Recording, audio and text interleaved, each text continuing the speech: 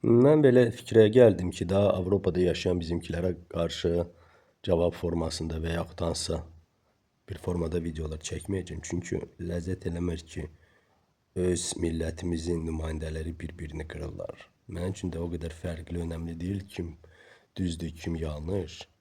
Amma görürəm ki, ətrafdan bizə baxan bizim əsl düşmənlərimiz çox xoşbəxtlər ki, biz bir-birimizi bax belə sındırırıq.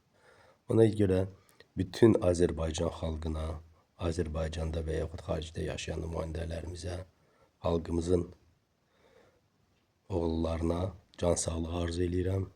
Gəlin mehriban olaq, həmrəy olaq, xoşbəxt olaq və bəsdirin bir-birimizi qırmaq. Çünki biz bir-birimizə qarşı ifadələri, sporlarımızı, söyüşlərimizi ortaya çıxardanda qalib yalnız düşmən ola bilər. Biz bir-birimizi qırsaq, onlar həmin yerdə saraylarını tikəcəklər.